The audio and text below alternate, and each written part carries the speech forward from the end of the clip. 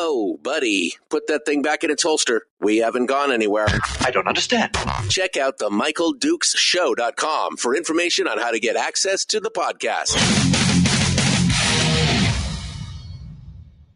Welcome to the party, pal.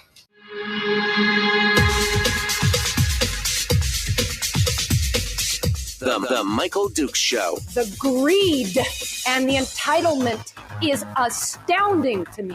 What more could you want from a low-budget radio program? This is a dumpster fire. That was just BS. It is time to get a new perspective. We know just what you need, and we've got just the cure. Open wide and prepare for a steaming hot cup of freedom. I just don't fathom it. The Michael Dukes Show, streaming live across the world. Oh, baby. Live around the world on the internet at MichaelDukesShow.com and across the state of Alaska on this, your favorite radio station and or FM translator. Hello and good morning to you. It is hump day already. I love it. I love it. The 4-day work week. It is the fringe benefit of the 3-day weekend. Welcome back to the program, and thanks for coming in and joining us on this beautiful, misty, rainy, foggy day.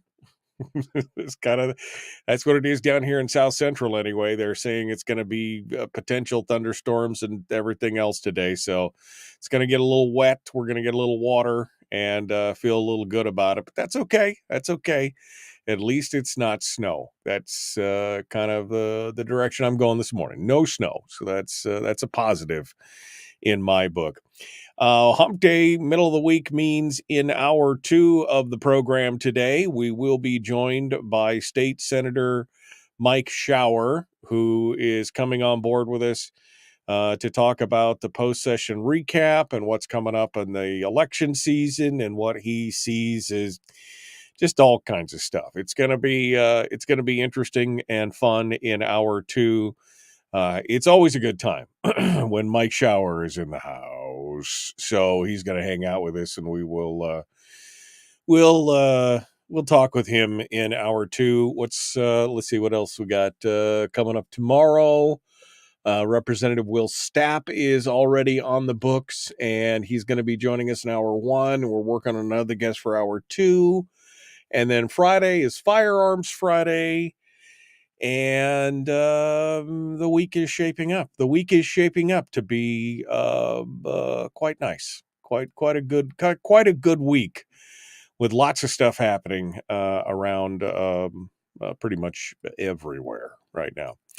In hour 1 here, we got a bunch of stories, including discussions on the retention of judges, including Judge Adolf, who is going to be in the crosshairs, I imagine, for quite a while after his decision on the correspondence in the charter schools that raised some hackles and put a lot of people off.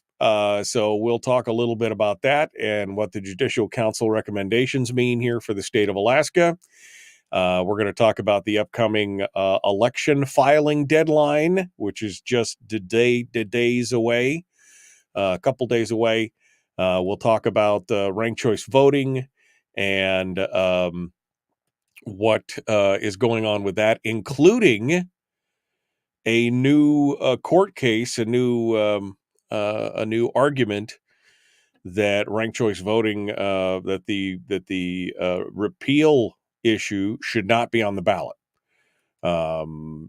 Scott Kendall. He's in the background right now, puppeteering, pulling his little strings, trying to do his legal lawfare thing. We'll talk about that, and we will cover that. Oh, and a new story here. Two couple news stories. One about a new court case from Alaska Utes. The Utes of America, the youth of Alaska, and how they're suing the state right now to talk about a gas pipeline. And then finally, some new news on the front of this flag thing. I know it won't die. I think it's my last thing. I think it's my last hoorah. There was some clarification in an article that came out And for some reason, this is an article that didn't pop up yesterday, and I missed a key part of it, but I wanted to talk about it because it just gets worse. I mean, it's just worse. And this is something that Craig, when Craig called in to the program yesterday, he mentioned, but I misunderstood what exactly was. Well, we'll give you some context here. So that's what we got going on today. And of course, don't forget, you can always join us in the chat room. If you'd like to come on out to the chat room and be part of it with us, whether it's on Facebook or on YouTube, we kind of hang out, and we hang out and we do our thing, and we chit chat back and forth, and they get they get to be busy little beavers with each other in the chat room, just discussing and talking and doing the whole thing. So come on out and be part of it. And going over to probably the easiest way is on Facebook at facebook.com/Michael Duke Show /live. It's a lot of slashes, I know. Facebook.com/Michael Duke Show /live. Okay, so come out, be part of it. We'll all kumbaya together, and it'll be fun. It will be fun. All right. So where do I want to start this morning? I guess we'll start with the flag thing at the Denali National Park. And I think we said I think I said pretty much everything I wanted to say yesterday about it, except for a new piece of information that I don't know why I didn't catch this one. There was like 3 articles that I was reading from yesterday. And somehow this 4th article, Suzanne Downing was busy over the weekend. I mean, she was the only one that was writing about this, but actually, I guess the ADN did have an article about it, but anyway, she was the only one writing about this. But what was interesting to me is that this is kind of a aftermath story. The other ones were people were kind of stories that were leading up to the actual Memorial Day. This one is kind of a post story that talks about, it's got video of people driving by on the highway and the convoy with all the flags, and talks about 100 cars and trucks with flags converged on the park on Sunday, and they did all their thing. It talks about how the troopers were at the gathering location at the Walmart parking lot, and there's pictures of Alaska State Troopers there and everything else. But it was interesting that this was the report that I missed, and this is what Campo was Craig Campo was talking about when he called in. And I misunderstood. I thought he was talking about the construction site. But this is, oh man. Okay, so it's Memorial Day weekend. You're in a national park. There's the park headquarters. Right next to the sign with the park headquarters is a flagpole. And the flagpole is empty. When one of the members of the convoy reported that when they got down to the administrative building, the flagpole that has always had the U.S. flag on it had no flag on it at all. Apparently, the maintenance crew takes it down every night and puts it up every morning, which, of course, we were talking about flag etiquette yesterday. That's one of the pieces of etiquette for flags, that if it doesn't have lights on it at night, it should not be flown, right? Anyway, it's just the way it is. But apparently the maintenance crew would take it down every night and put it up every morning. So when they got there and they saw the flag wasn't there, the team leaders for the group of people who had come down to be, Americans, had asked the park people to put the flag back up. And that's when they went to the box that the flag is always in, and the flag was not there. This is the flag at the administrative offices of the park. I mean, I guess this is not the main entrance to the park or the visitor center or whatever. This is the administrative offices. The one place where you would think maybe the superintendent has her office. I mean, just saying. Said they went to the box that it's in and the flag was not there. He said the quote is, they were very embarrassed and apologetic. They said they couldn't believe this was happening. They had no idea what happened to the flag that goes up every morning. And I just, this is, I just don't even know what to say to that other than this was just fortuitous circumstance that on the day that everybody happened to show up, somebody decides to mislay the one flag that goes in front of the administrative building where the superintendent spends her time. Or is this something different? Is this something bigger? Is this something, I just don't know. So this is what he was talking about yesterday. And like I said, I misunderstood it to think he was discussing the construction site, that they had lost their flag, that somebody had scoppered in and taken it or something. I didn't know. This was at the actual Park Service, the administrative headquarters, where we've got good old American US dollars taken from the taxpayers to put this flagpole up outside the building next to the big sign. And they've got a picture of it here with the flagpole next to the sign that says the headquarters for Denali National Park, there. And there is no flag on it on Memorial Day weekend. And then when they went to put the flag back up, it's gone missing. And they were embarrassed. Of course, some of them are, because I don't believe that this is some kind of monolithic, like every government employee, every Park Service employee. I mean, I think some of them definitely have an agenda. Some of them definitely are probably, hate America, hate what it stands for, hates the, just kind of like, I think there's probably some people. Well, there's probably some people like that in almost every occupation or every niche. But in government, I don't think that they're all uniformly feeling the same things. And yes, some of them would be embarrassed to think that on Memorial Day weekend they can't find the flag at a federal installation to raise it.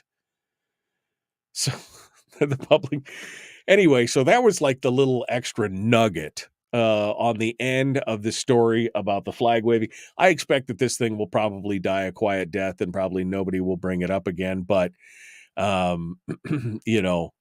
think that maybe the Brooke, the superintendent, will be maybe a little more quiet after this. I mean, after it's gotten all this national attention, somebody probably got a call and said, hey, tone it down, or, stay in your lane, or whatever is going along. It does align with the NPS's statement. That does align with the National Park Service's statement. We have no idea what's going on. We have no idea what you're talking about. La, la, la, la, la, la. We can't hear you. But anyway, I just thought that was the final. Is it the nail in the coffin? Was it the final thought, the final straw? It was the closing statement. It was a nice rounder to the whole conversation on the American flag and Denali National Park, or as some were calling it, Denial National Park. I mean, yeah, I just have a hard time believing that this is what folks are arguing about. And you have somebody who actually works for government, is getting paid by government, their salaries, their whole lifestyle, their retirement, everything is all being paid for by government. And they don't want to get an American flag up in the picture because it detracts from somebody's enjoyment of something. So anyway, I thought I'd just throw that out there as the beginning salvo of today's stories. Yep, We usually put it right here in this box. I have no idea where the flag went. I mean, normally we put it up every morning, but yeah, I just don't know where. Interesting. Wonder how that happened. The Michael Duke Show, common sense, liberty-based, free-thinking radio. We got more coming up. Mike Shower in hour 2. Don't go anywhere. Back with more right after this.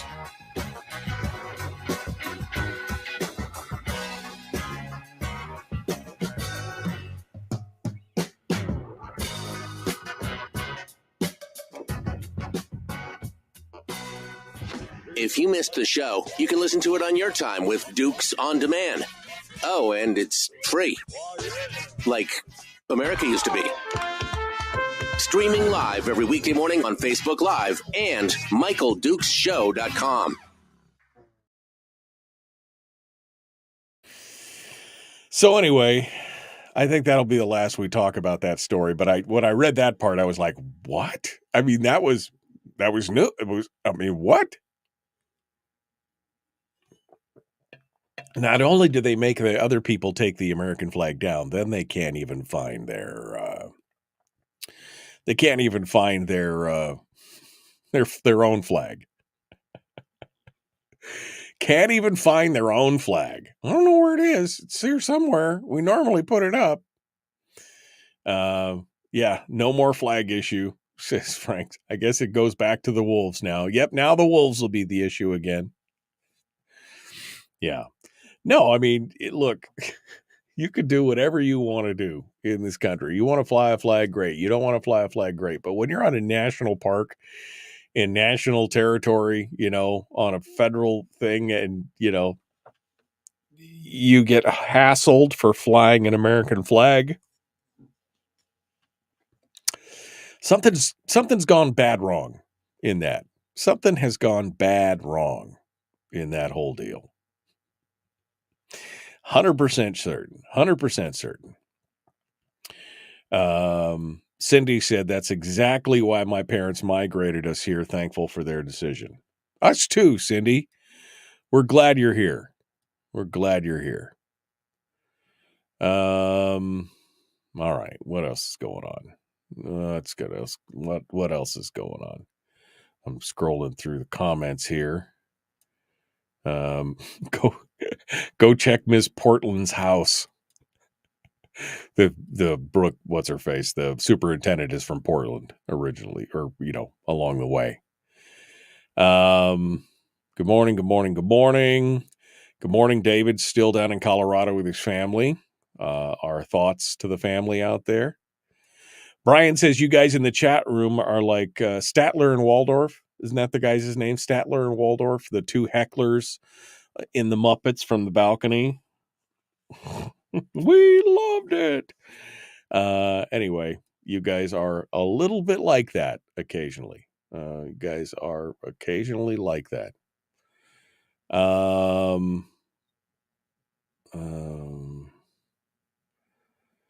Brian, I need the name of the maple barrel whiskey you were drinking on your last update. Head cold, need to make hot toddies. Going to cure me or do me in. Traveler is what he says is the maple barrel. Oof, man, that sounds tasty. I like to use for the hot toddies. I like to use Jameson's because it is Irish whiskey, triple distilled, not double distilled, triple distilled. So it's a lot smoother, and feels better on the throat. Just saying. Instead of bourbon, it's Irish whiskey, and it is triple distilled. So anyway, that's my recommendation for your hot toddy if you're looking for something to fix. And sometimes a hot toddy is the perfect,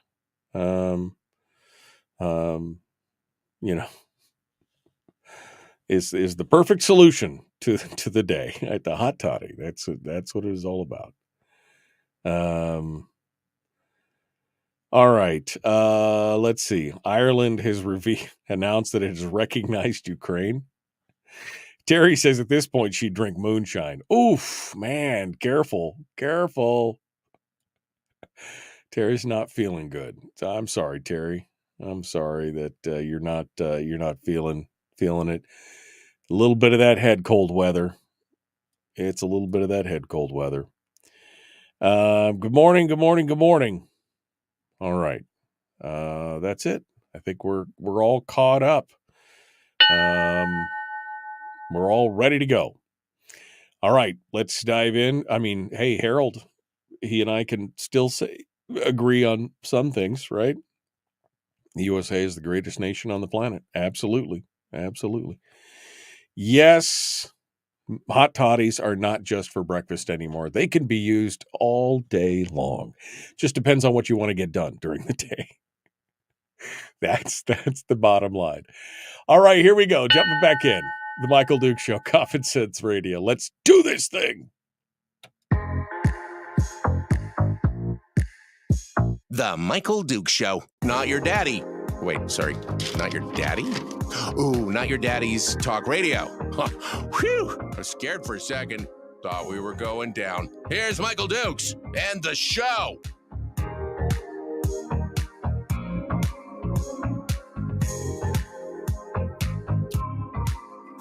Well, okay. Continuing on here this morning with a slew of news and different things to talk about.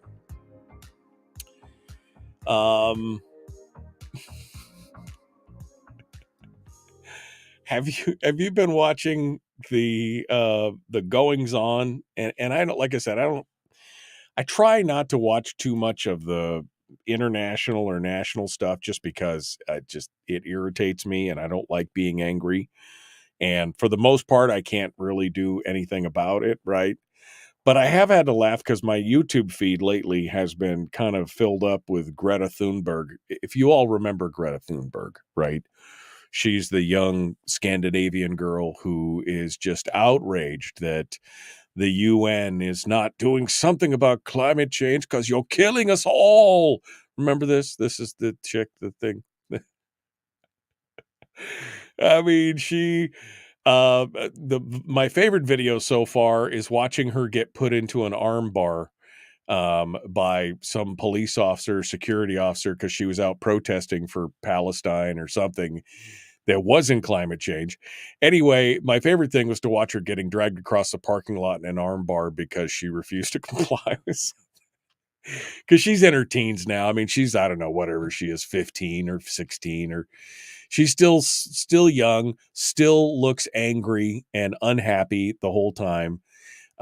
Anyway, I just thinking about it, this whole thing, as you look at it and realize that this is a young lady who is, I mean, I guess her mold has been cast in life, right? I mean, she is now the face of a generation of climate change youth and everything else. And, but I mean, not that it's doing her any good, and she's not any happier for it. Let me just put it that way. She's not any happier for it, in the long run. But when I read this news article, it's all I could think about was Greta Thunberg and you know, how happy she looks and how unhappy and everything else. So I'm reading this article, and it just makes me chuckle. This is from Steve Kirsch over at the Alaska News Source, and talking about a brand new lawsuit. Alaska youth sue the state to block proposed natural gas pipeline project, citing health and climate concerns, saying a state policy promoting fossil fuels violates their constitutional rights by putting their health at risk. This is in Alaska, the home of the Trans-Alaska Pipeline, home of the largest one of the largest resource development states in the world. And they said that the state policy promoting fossil fuels violates their constitutional rights by putting their health at risk. These 8 young Alaskans have filed a lawsuit to halt a state-sponsored natural gas pipeline project. In a case 2 years ago, the court ruled in favor of the state. You'll remember this. We talked about this case 2 years ago as well. Now, the out-of-state nonprofit legal firm Our Children's Trust. That's the name of the firm. Our Children's Trust, which specializes in climate cases impacting youth. Oh, somebody saw a juicy money opportunity, and they're like, we'll call it Our Children's Trust because it's for the children, and they'll pay us a 6-figure salary to go fight against these this Quixotean battles, tilting at windmills against these big governments and stuff, because nobody we'll make gazillions. Anyway, they are back at it again with a case. The plaintiffs in the case ranges from ages 11 to 22. I was trying to think back this morning as to what I was doing when I was 11.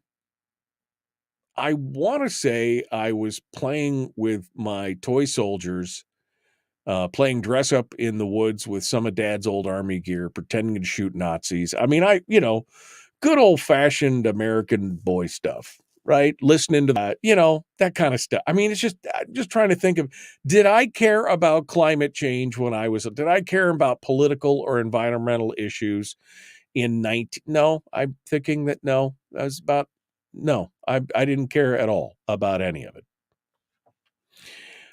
But the plaintiffs in this case range from age 11 to 22.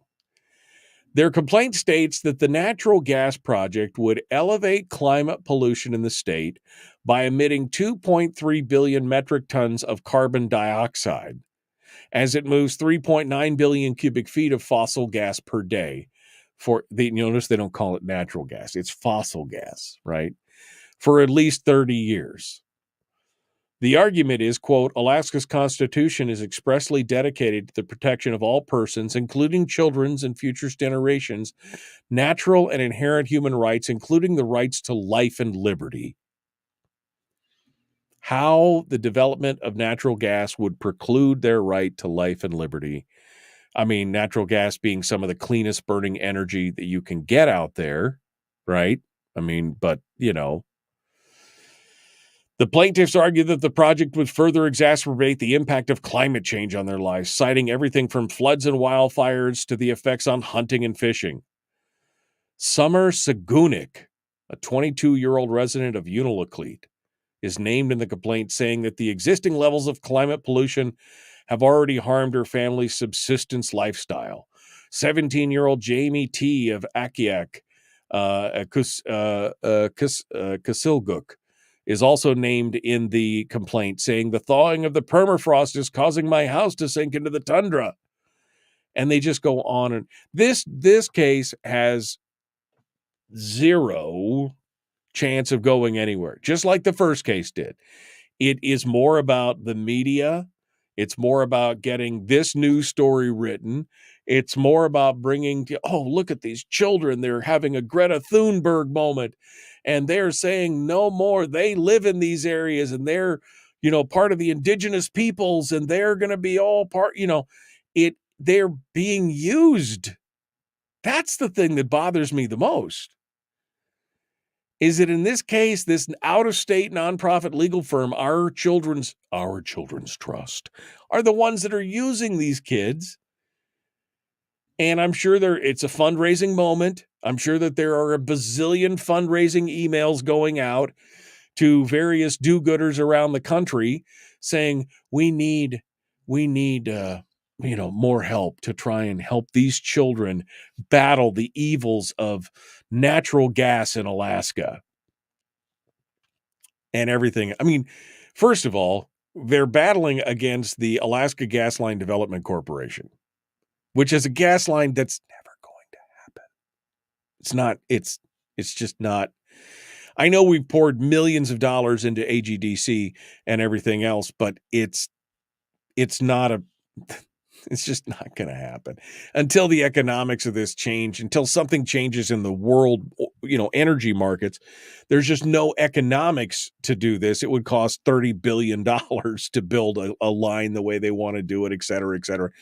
So again, they're attacking the AGDC gas line, which, by the way, is directed by state statute to commercialize the North Slope. So the state has to respond to this because it is literally all kabuki theater, and you're putting 11-year-olds up in front of the cameras to make and score some kind of political points.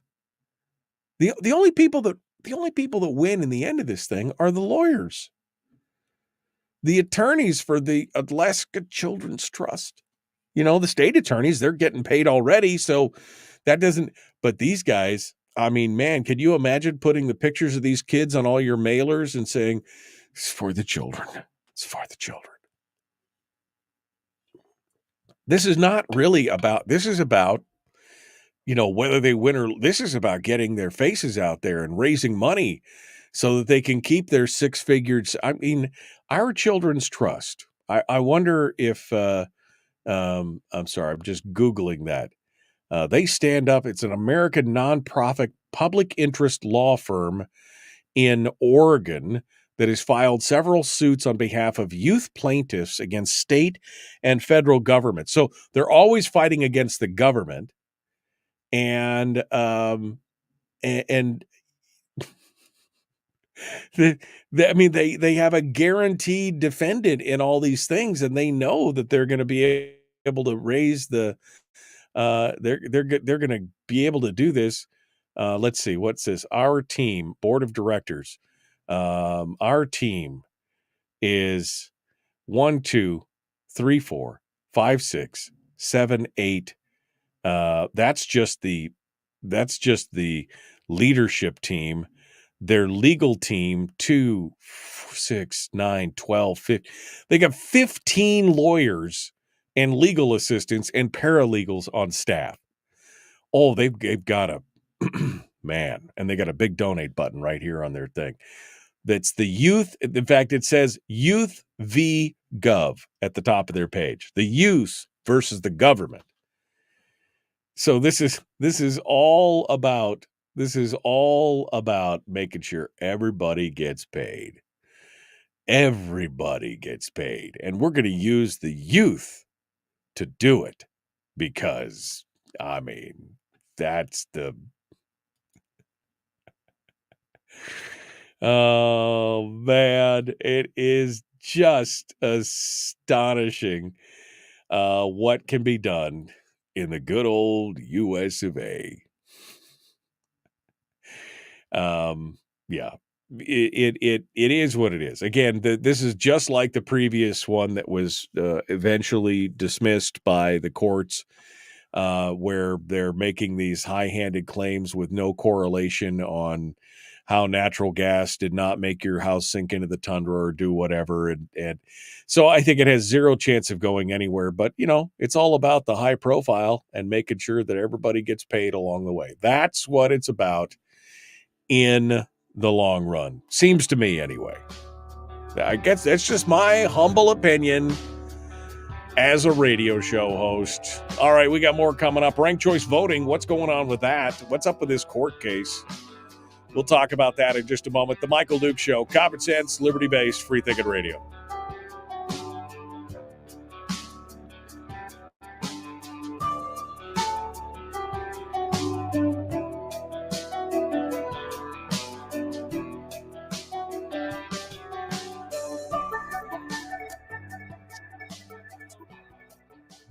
We're broadcasting live through a series of tubes. Allowing all of these entities to provide streaming stuff going on the internet. Well, it's kind of hard to explain. Sorry.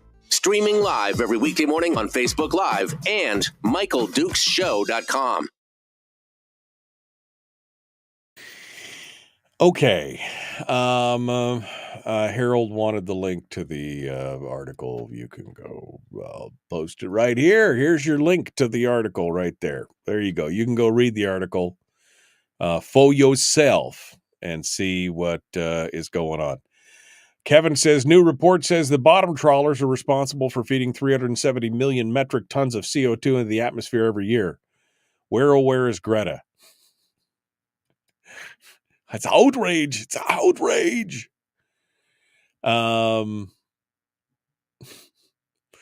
Frank said when he was 11, he cared about climate change. He was waiting for the climate to change so he could go to the lake and swim. I mean, you're actually not wrong on that. You're actually not wrong. Oh, man. Oh. Permafrosty Change Coalition. Okay.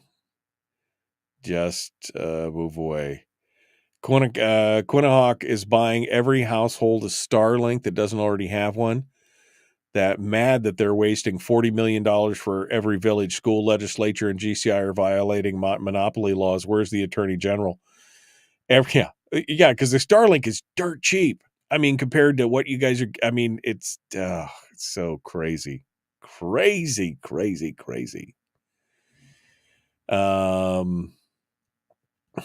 It's an outrage. That's all I could think of is credit, but just saying it's an outrage, and then being armbarred across the parking lot. Oh man, so amazing. Okay. Scooter needs to be put under a microscope and see how clean and shiny he is, or how crooked. Well, I mean, if I was working for the opposition, that might be something that you might want to look at, because he is definitely not going to. He's definitely not going to stop. That's the thing. He's definitely not going to stop, and he's got the legal system by the tail at this point. I mean, being an attorney, and his time is his own. He can file or cite or do any case that he wants against pretty much everybody. Chris over on Twitch says GCI is rather active in lobbying. One of the biggest special interests in the state. Remember the bridge to nowhere? Now we have broadband to nowhere. Ow. That's a little savage there. So, okay.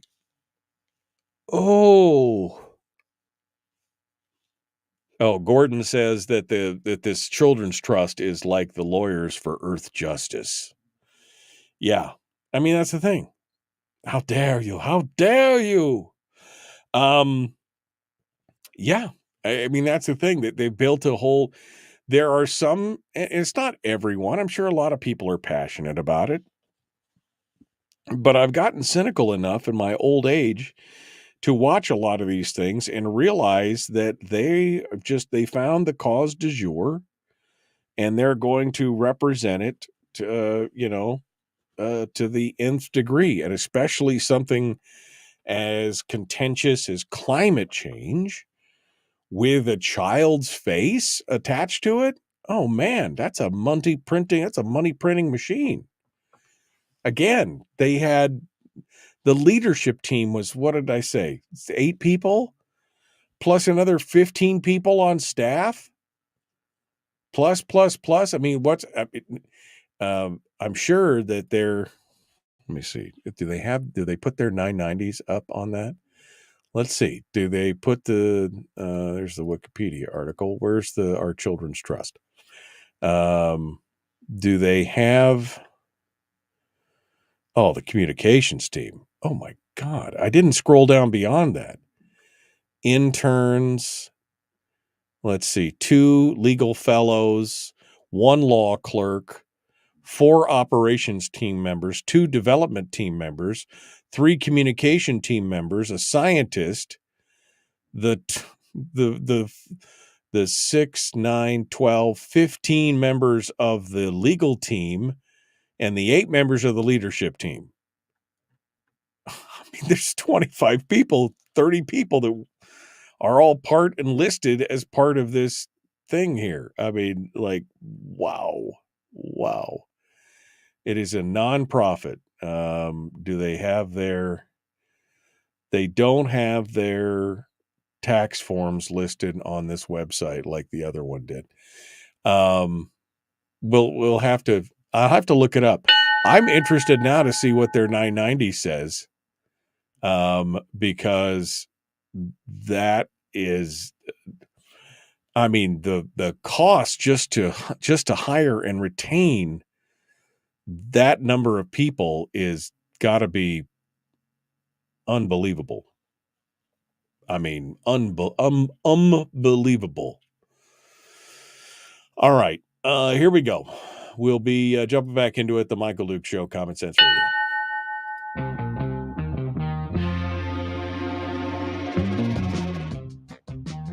The Michael Duke Show. Seriously humorous with a pinch of intellect. Sorry. That is humorous. Here's Michael Dukes. Yep. Welcome back to the program. We are continuing ahead. Mike Shower is going to be joining us in just a few moments, right after the top of the hour. We'll be picking things up with Mr. Shower. They call him Senator Shower. But we've got other stories too. We were talking about this children's trust thing, our children's trust. And I didn't scroll down further than what I was talking about. But there's like 35 people that work at this place. I mean, they gotta be out there fundraising like mad. 35 people. Anyway, where were we? Oh, we're talking about ranked choice voting. So ranked choice voting,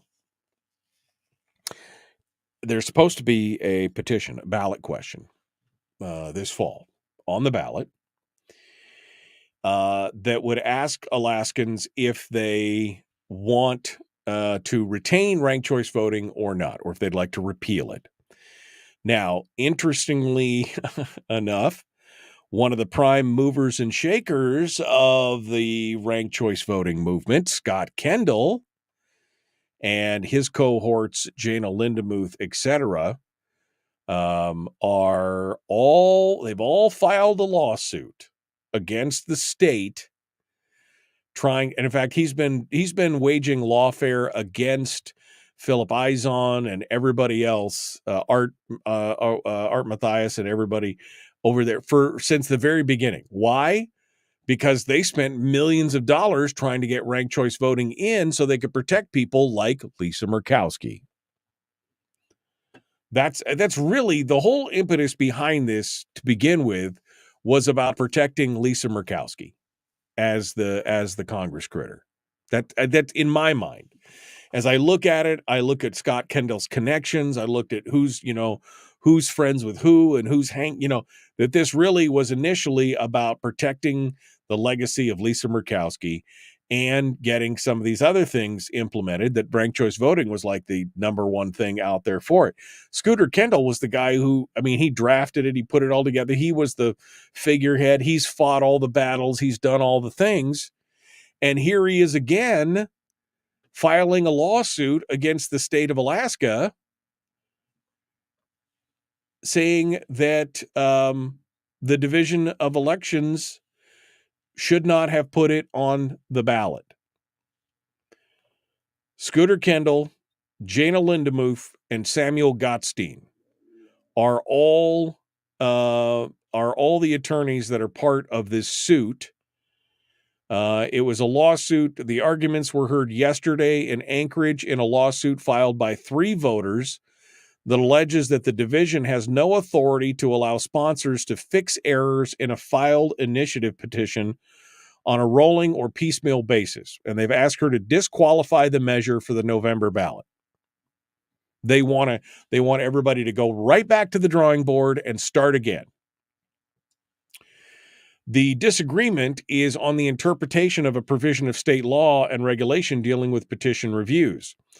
Those seeking to get an initiative on the ballot need to go through, of course, the signature gathering process, and they get books from the Division of Elections where they go out and they fill them. And then those who are petition circulators then need to attest to meeting certain requirements and have the booklet, affidavit notarized or certified. They need to have a notary. I say that I saw it all, and the notary signs it and stamps it off. Attorneys for the state in court records said the Division of Elections found more than 60 petition booklets had problems, most of them involving a person whose notary commission had expired. So they were notaries, but their commission had expired, so they got notarized, and so they began notifying the petition sponsors January the 18th, which is 6 days after the petitions were turned in. The sponsors began returning the corrected booklets about 2 weeks later, February 12th, and returned 62 corrected booklets before the division completed its signature count on March the 8th. No additional signatures were gathered at the time. All they did was go get the books recertified by a notary who had a active and valid commission. Attorneys for the plaintiffs had countered that there is no law or regulation allowing the division to give select books back to the sponsors for fixes while the division's verification process for the remaining booklets are underway. Well, just because there's a law, does it mean that they can't do it? Is that what you're saying? I mean, is that... They also argued in court filings that by the time the sponsors of the repeal measure filed corrected booklets, key deadlines had already passed, which would make it ineligible for the ballot. Now, again, they do mention at the end here that Scott Kendall was the author of the successful ballot initiative that put ranked choice voting in to begin with. And apparently the judge had a few questions for him on things like that. Kevin Clarkson, who is a former attorney general, is working for the pro-repeal side. And, of course, Jana Lindemuth, who's a former state attorney general, is with Scooter Kendall on the other side. This is like the battle of all the governmental people who don't work for government anymore. But this is going on right now. Now, what is going to happen here? I don't know. Don't know. They're just hearing the case starting yesterday for the first time, whether or not to repeal ranked choice voting. Well, we'll have to see. I'm Amber Lee, an independent, and this is from another story in the ADN talking about ranked choice voting. They quote Amber Lee, who is one of the plaintiffs suing to keep the repeal initiative off the ballot, says the ranked choice voting system is giving voters greater choice. Let's be clear here. She's not paying an attorney to go out there and fight. She's not paying Scooter Kendall. She's just a face and a name that they can use as a plaintiff. This is Scooter's baby. He's going to do anything he can. I mean, she probably paid him the arbitrary dollar. Here's the dollar to retain you that he probably gave her to begin with so that he could have a face and a name. She says she said she wants to keep the repeal initiative off the ballot because she said ranked choice voting is giving voters greater choice. I think it's worth giving this more time. We're not making progress in Alaska in the way we're doing things because it's worked out so well with what we've had. On the other hand, Phil Izon, who is one of the leaders of the repeal, said that his grandfather's confusion over how the system works prompted him to begin researching it and write the repeal initiative, which has been beset with controversy and, of course, the legal challenge and all that. But we'll see what happens. I mean, at this point, I would, I personally would like to see it go away. If for nothing else, that I think Alaskans were sold a bill of goods. You'll remember during the process that I can tell you because I work at a radio station, right? I run a radio station down in Anchorage, and we saw a lot of the monies and the ads and everything else that were flying around trying to convince people to vote one way or the other. And the Alaskans for Better Elections, which is the name of Scott Kendall's group, was putting forward a bunch of stuff. And there were several other groups that were independent expenditure groups that were putting money in there. And I can just tell you, because the commercials that they sent, we'd have to be loaded in the system. And I can tell you right now that the number of times they actually talked about the ranked choice voting component of ballot measure number 2 maybe busted the 10 or 15% mark. Maybe. That the majority of the advertising was all about dark money. That's what that was all about, dark money. Taking the dark money out of politics. That was the whole point. They didn't really talk about the ranked choice. They didn't talk about how much it was fairer. They had one ad. There was a girl wanting her mom to go to the store to get her chips. But if she couldn't get the first chips, get the second chips. And if the second chips weren't available, get the third types of chips. And that was the ad about ranked choice voting. The rest of it was all about dark money. So there you go. You're getting exactly what you paid for. It's a crazy world we live in. But that's, we get what we paid for at this point. And I'm hoping that the judge sees through the Kendall maneuver here and Alaskans get a chance to take another bite at this apple and realize that they were bamboozled on the whole ranked choice voting thing, that it wasn't what they thought it was. And they've got a little bit of buyer's remorse going on right now. And they'd like to have another bite at that apple. So it's time. It's been 4 years. It's been 4 years since that vote. And now is the time to make some changes and make some of those choices and get them done. So I'm hoping that we will. I'm hoping that we will see some changes here, and that we'll see that on the ballot and give Alaskans another chance to take a crack at it, so to speak, and get their voices be heard again. All right. Well, we're coming up on the end of the hour. We've got hour 2 dead ahead. State Senator Mike Shower will be joining us on the program here in just a moment, and we will see what he has to say about the end of the session and what does that mean for him? What's going on now, and what's happening for the election season, et cetera, et cetera. That's all coming up dead ahead. The Michael Duke Show. Common sense, liberty-based, free-thinking radio. Back with more after this.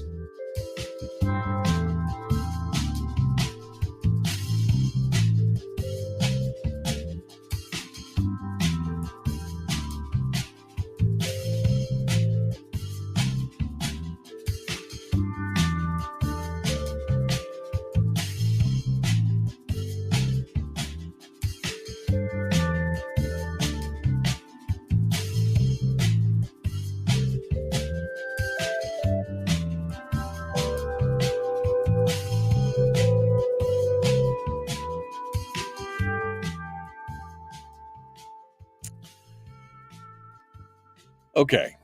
Oh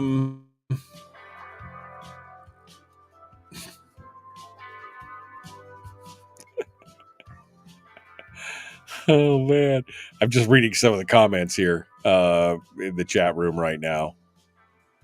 Harold says Shower only won due to ranked choice voting, yet he rails against ranked choice voting. But again, that's because you had the jungle primary and everything else. I don't believe that he would have lost if there was no ranked choice voting. I think it would have been through the primary. Without the jungle primary and everything else, it would have been a lot clearer. I think he would have won. Brian's got a new group out. Hopefully you'll all join. It's called Dark Money Against Dark Money. Is that 2 negatives make a positive, or is that 2 wrongs make a right? Or first thing I want to know, Brian, is what's your salary on this group? Is it 6 figures? I mean, I'm hoping it is. I'm hoping it's 6 figures. Good morning, Greg. Good morning, Greg. Fat Ray over on YouTube this is the internet's winning comment of the day right here. This one wins the internet. Claims to want voter choices, sues to prevent voters from choosing. Classic. He's not wrong. He's not wrong. Sues to prevent, wants voters to choose, sues to. He also says, Brian, your name is not right. The dark money against dark money. You got to name it something dumber to get more money from idiots.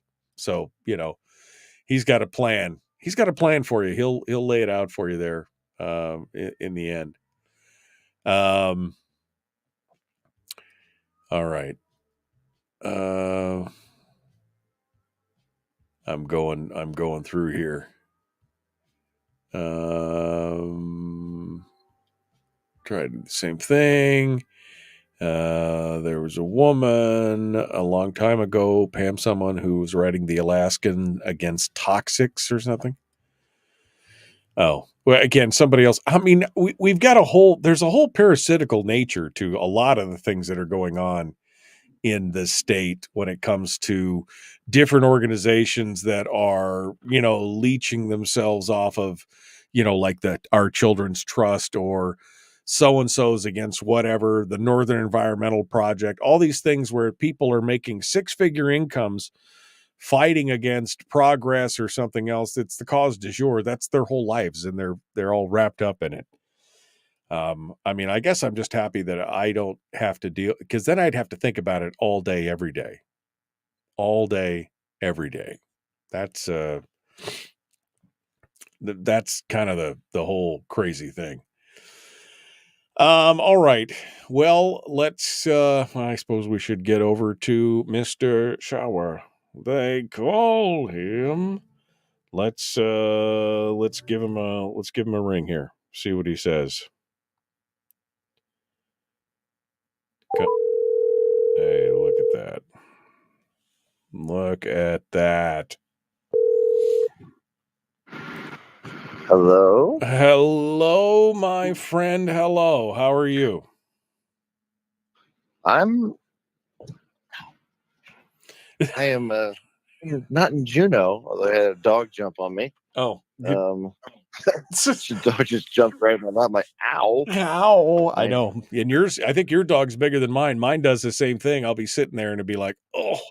And then you'll be like, oh, man, but yours is bigger than mine. So I could see it definitely stopping your conversation. Yes, I'm not in Juneau, so I'm happy. How about that? That is a positive. Not having to be in Juneau is definitely a positive. I feel like I've escaped the asylum. I am free. It is wonderful. It's like a breath of fresh air, right? A breath of fresh air. It really does feel like you've escaped. It's like the great escape. I don't know, man. It really does. Like getting on that is like the freedom bird. I feel like I'm coming home from the Middle East after deployment. Yeah. I mean, well, like, I could definitely see that analogy working. Like you said, the freedom bird. That feeling when you climb on that plane for the last time a session, and you're like, oh man, I get to go back living my life. It's gonna be fantastic. It's gonna be fantastic. I've watched those Alaska airline flights go, especially after a few months. You're watching them fly out. You're like, oh, I wish I was on that plane. I'm still here. I'm still here. I'm still feeling the pain. Still feeling the pain. All right. Well, good. We'll put you on hold here. We're gonna do a session recap. We'll see where you're at. We'll talk about election season. We'll talk about the next session. And everything else. So you hold the line, my friend. I'll be right back to you. Don't go anywhere. Dozer on the line. State Senator Mike Shower will be joining us in hour 2 to discuss, well, a little bit of everything. A little bit of everything. And yes, Harold, you owe another $25 to my house in Wasilla. So there you go. Because he said he was going to double down his bet. He said the Shower was going to stand us up. So I'm still waiting. I should call Michelle Overstreet over at my house and ask her if Harold has actually donated the money or not. But we'll see. All right. Jumping back into it. Let's go. Hour 2 is dead ahead. The Michael Duke Show. Common sense, liberty-based, free thinking radio.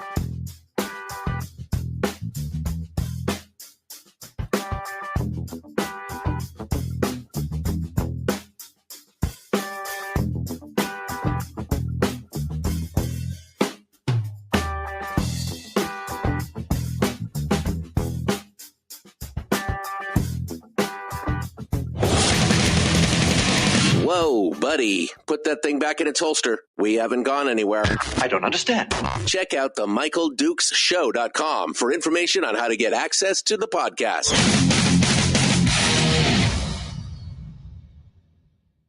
Welcome to the party, pal.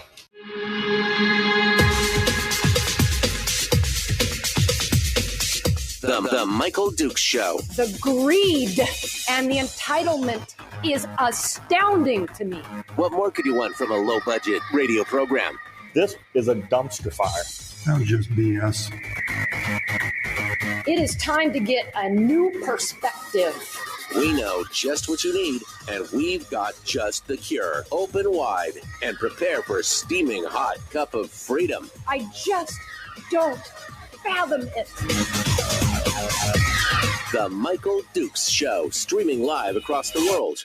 Live around the world on the internet at michaeldukeshow.com and across the state of Alaska on this, your favorite radio station and or FM translator.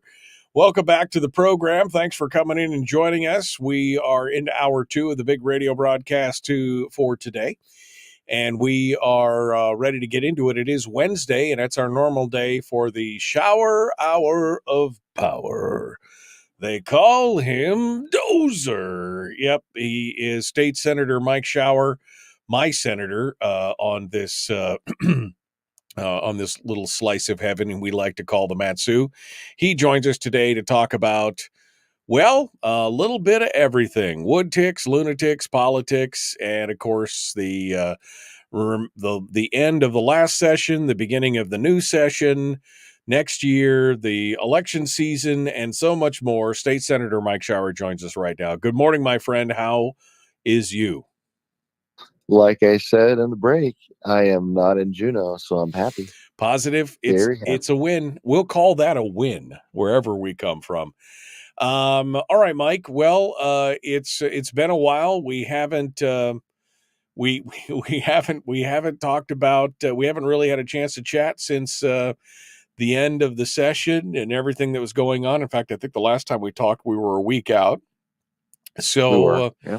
First and foremost, I guess, give us you're happy you're out of Juneau. That's a good thing.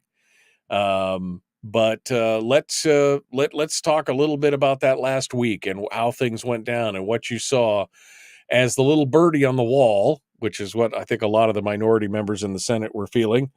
Tell us your thoughts about that final week of session and some of the things that got passed, and were there things that surprised you, pleasantly or unpleasantly? What give us the word here. Well, let's see. From our office perspective, one thing that was interesting is that they actually got 2 whole amendments on the floor. Shockingly, I got one passed because they had a thing for concealed carry. It is just a resolution, so not a law, not a statute, for urging Congress to have a federal law saying that states should honor each other's concealed carry.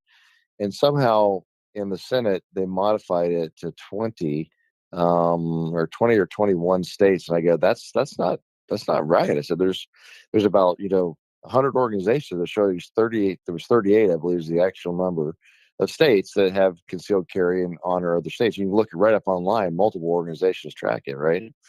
So I've talked to a couple people out of it. Came out of Judiciary in the Senate that way, and I'm like, we need to fix that. So I went to that, got that amendment made up, and it actually passed. I'm like, I was so shocked I didn't know what to say.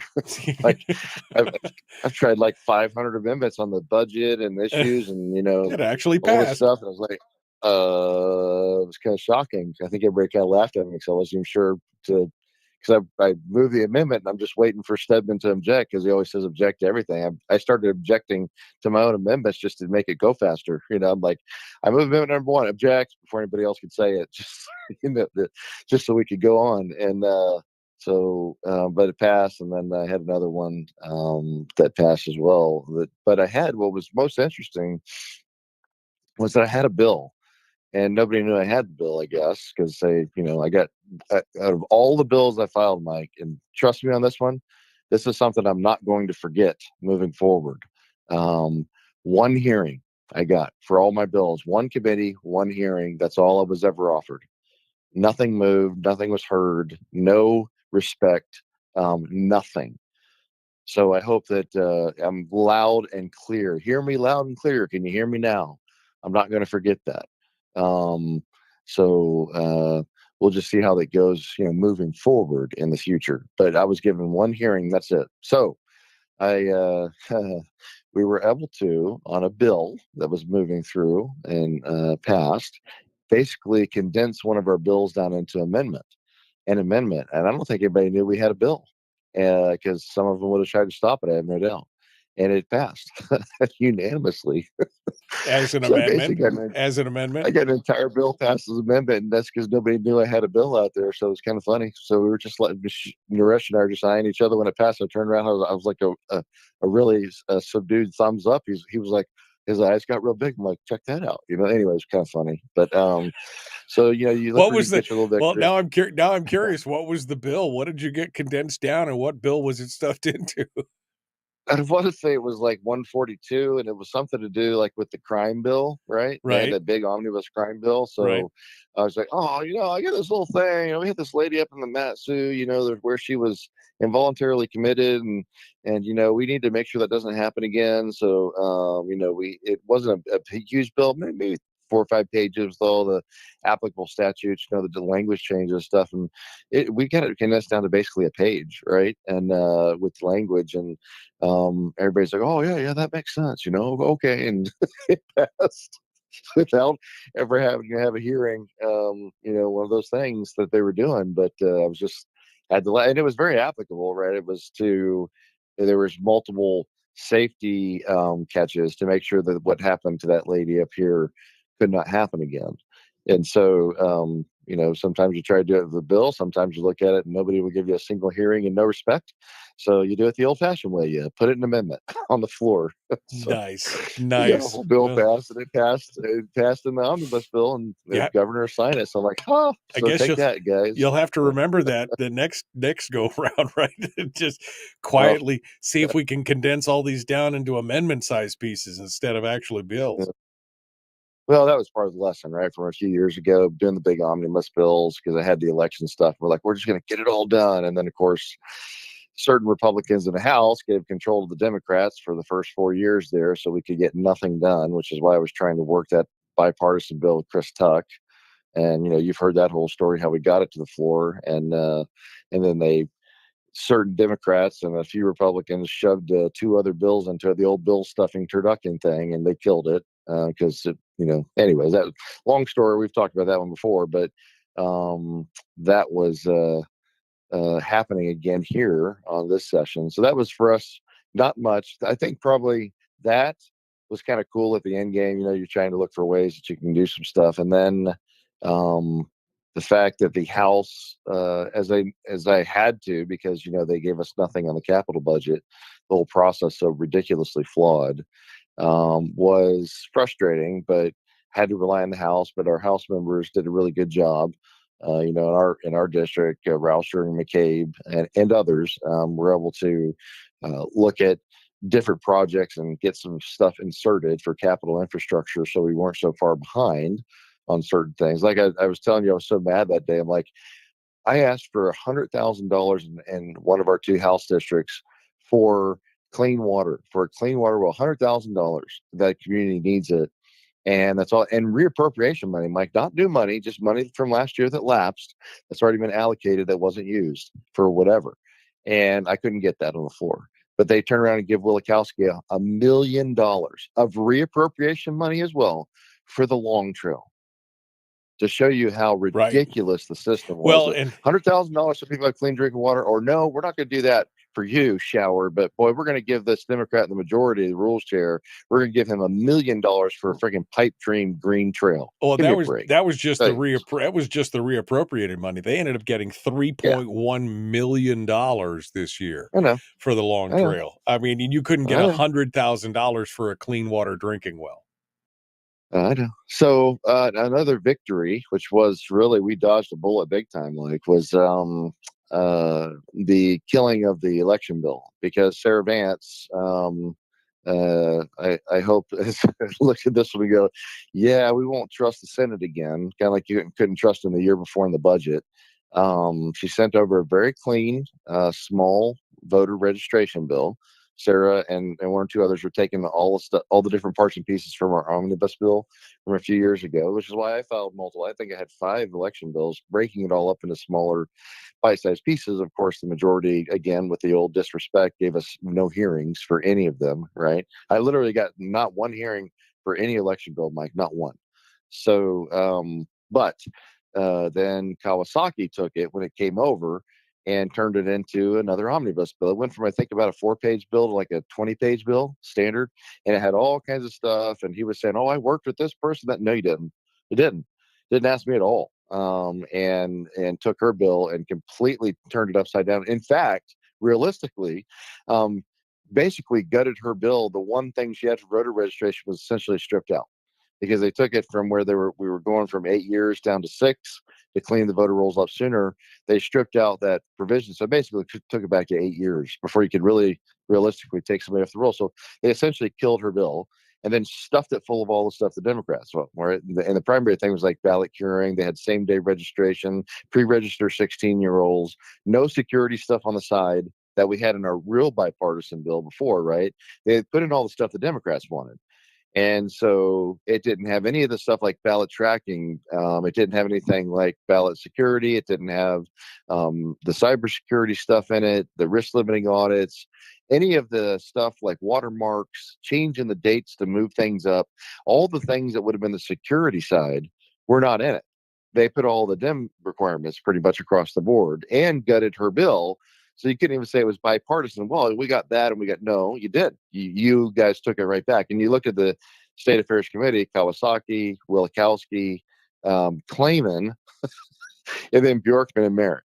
So how do you think that committee was going to go? And I'm talking about 3 Democrats controlling it, right? And then of course, so you get this very left-leaning Democrat bill. So it was everything like I could do to try to make sure that bill did not pass. Because that would have essentially, and I tried to put this on the floor, and of course, most of the Republicans still voted for it with the Democrats, the Senate to the House, in the last 2 days there. So it was just like, a mad dash to make sure that bill did not pass. Everything we could do to do that, because I tried to give them a scenario. I said, let me give you the scenario.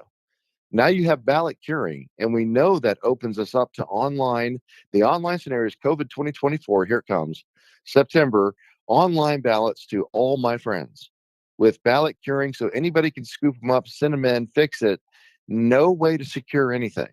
None of the security stuff we talked about, the track ballots to watermark ballots, have the security, the cybersecurity. 130,000 plus Alaskans data is floating around still in the dark web. We've done nothing. And you're going to pass this bill that makes it all legal. And how are you going to secure the election now? So it was the Democrat strategy of like open borders, right? Let's open it up to everything with no security. Where our side was going, okay, well, if you want a bipartisan bill, then you got to lock it down with these other things to make it more secure. So anyways, the goal was to kill it. And I will give huge kudos to Speaker of the House, Kathy Tilton, because frankly, Mike, I ran into her at the beginning of the day and she asked me about it. And I said, Kathy, that bill has to die. I said, you cannot let that one go, because it's become the Democrat open up the floodgates with nothing in it that we need. And to her credit, man, they held out. And you remember that they went past midnight. But they got that bill. They kept the Democrats again, play their game. Schragi and the rest of them kept playing that game. Oh, we're going to bring it up. We're going to bring it up. They kept bringing it up. And the bill sponsor, Representative Vance, wanted to kill it. And they wouldn't let it die. And that's when they went to like 1:30 in the morning or something. And which I've heard since then, the governor's not going to sign any of the bills that passed after midnight, because the reality is it's unconstitutional. You have to have the vote to extend the session. That never happened. And so bottom line is, at the end of the day, after one Republican was holding out, right, and it was 20-20, they finally, after, gosh, I don't know, however many votes they brought up, and poor Representative Shaw, Letty Shaw, 4 times asked for sine die. Right. That one lone holdout Republican finally voted to sine die and stop it, and it died. And I was just like, I'm sitting in the gallery. We were driving home. We came back. We were like, oh my goodness, look at this. I'm like, I thought this thing was dead. We're like, woohoo. And then I hear what still? We're cleaning the office. I'm like, I run down the gallery. I'm just sitting there like, are you kidding me? So that was like sweating bullets on that one. So there was a few little things we got. Killing a really bad election bill was a big positive in the very end game. And like I said, Kathy Tilton just held her folks together and got that done. That poor lady was just, under the gun. How she hurted those cats, I don't know, but she did. And that was a huge victory by not doing something.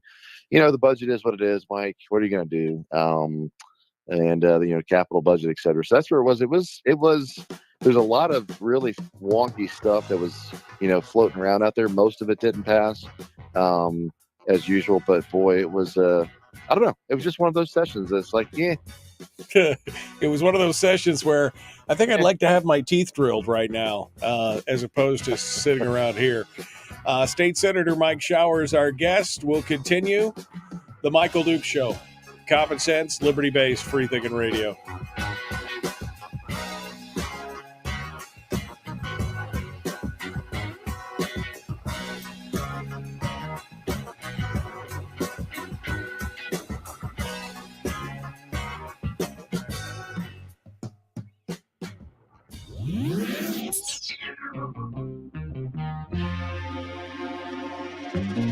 Listened to by more staffers in Juneau than any other show, because their bosses told them to. And after what they just heard, oh man, they're going to be pissed. You're a bad, bad man. The Michael Duke Show.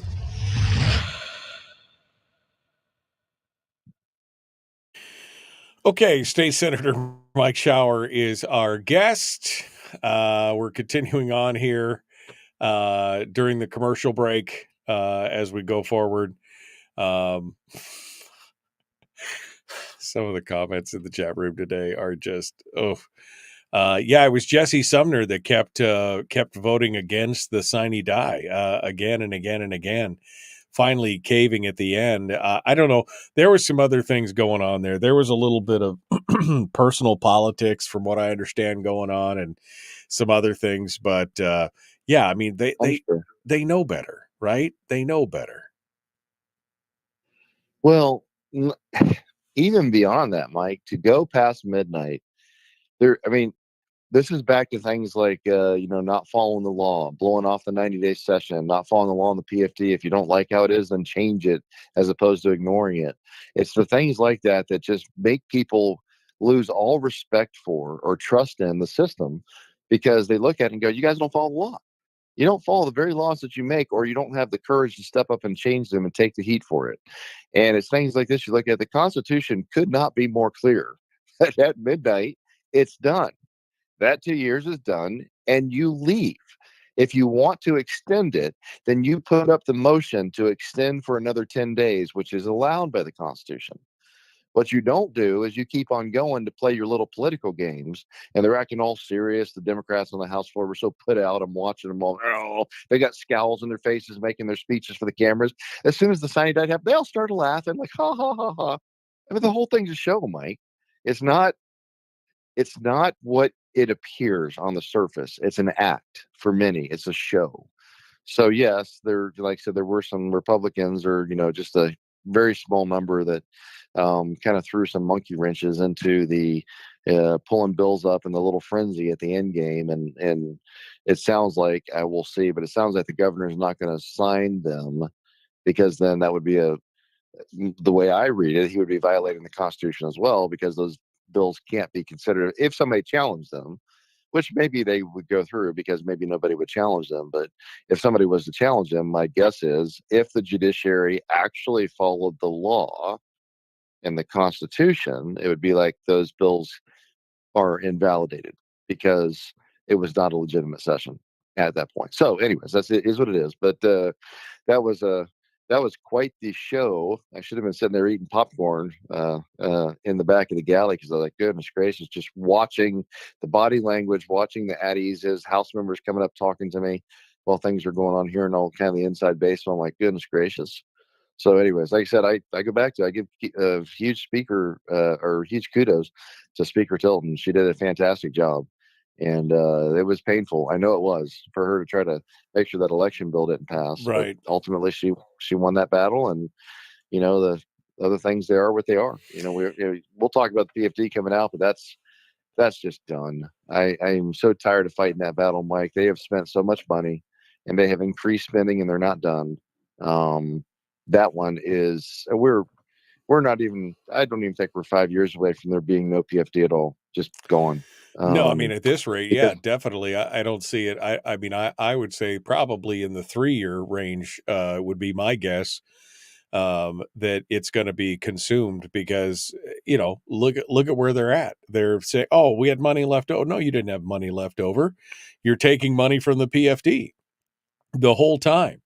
And as irate as the Senate was, um, about the fact that the House put over a PFD that was larger than the 75-25, they were incensed because that's their whole fiscal plan, right? Their whole fiscal plan is built around 75% to the government. That's what it's all about. Yeah, but see, Mike, even that's a fallacy because that 75% only lasts as long as they don't need to take more from the ATM. And we'll talk about it after the break. All right. State Senator Mike Shower, our guest. Please like and share. You can share this show regardless of where you're watching it, Facebook, YouTube, or Twitch. You could share it with other people, like, subscribe, ring the bells, do all the things on Facebook and YouTube to make sure that you get notified when we go live. Let's get back into it. State Senator Mike Shower is our guest. It is the Shower Hour of Power, and we're going to continue right now on your Home for Common Sense Radio.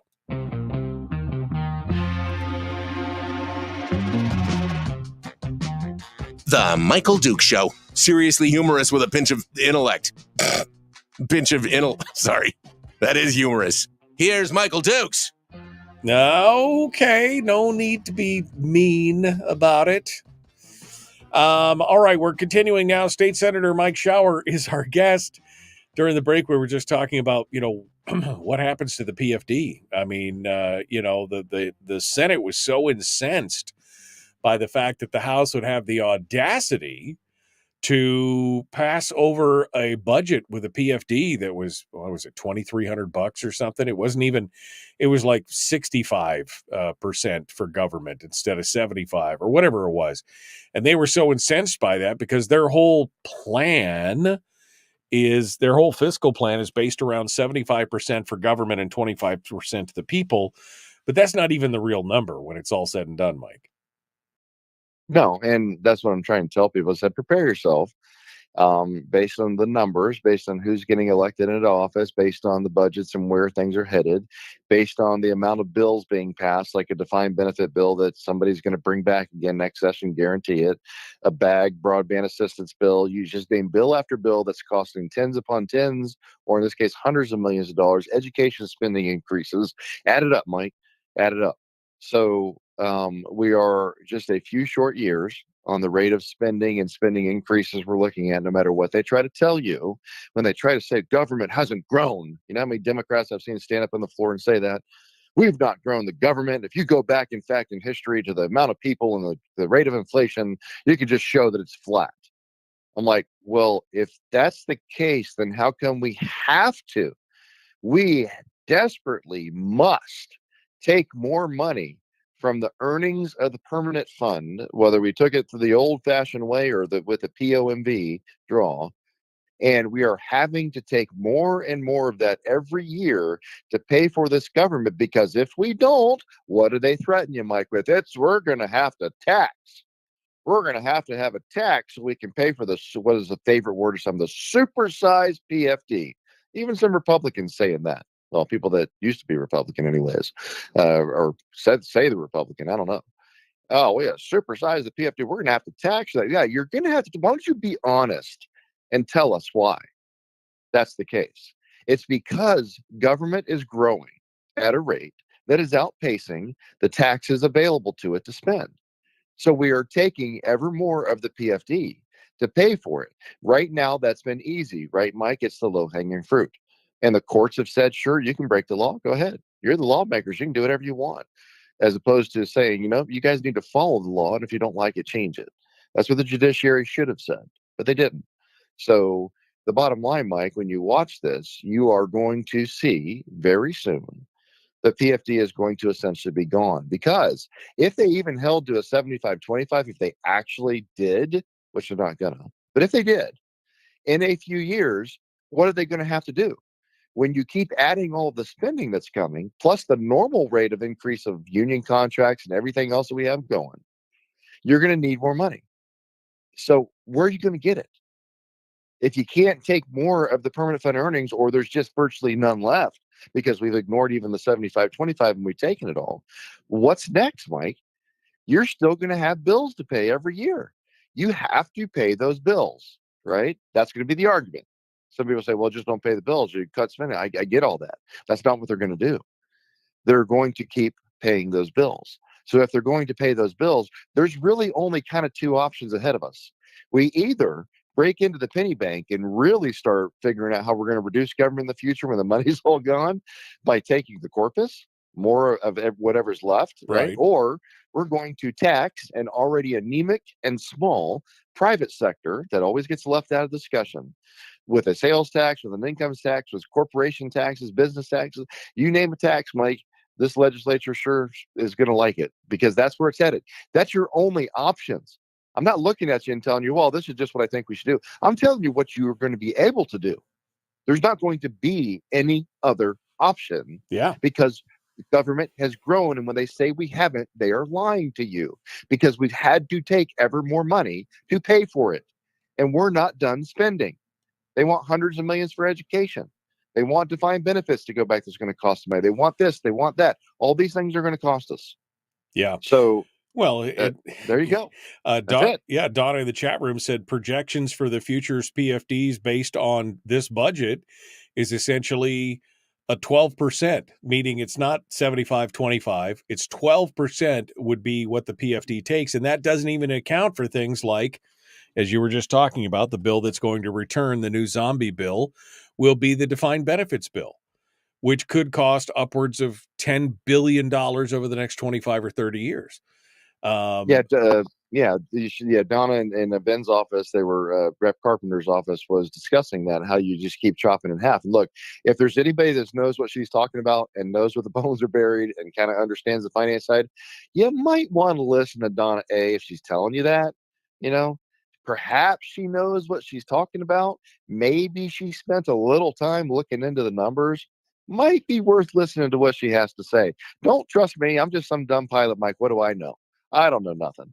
Maybe Donna's got a few things to say. We should be listening to that. Right. This is the point, Mike. We are on a trajectory, without question, that the PFD is going to be gone. And as I have been saying on this program for years, after that is done, because you still are locked into all these increases, and legislators are still going to want to spend more money on their constituency, right? Those big unions, public sector unions, etc.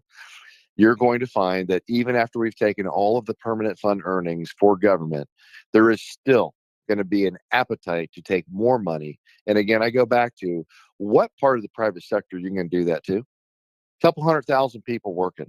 That's it. A couple 100,000. And most of those are in normal jobs, not wealthy. And this is not like downtown New York where you got, 100,000 millionaires. This is like people barely getting by in Alaska because the price of goods are expensive, and fuel, etc.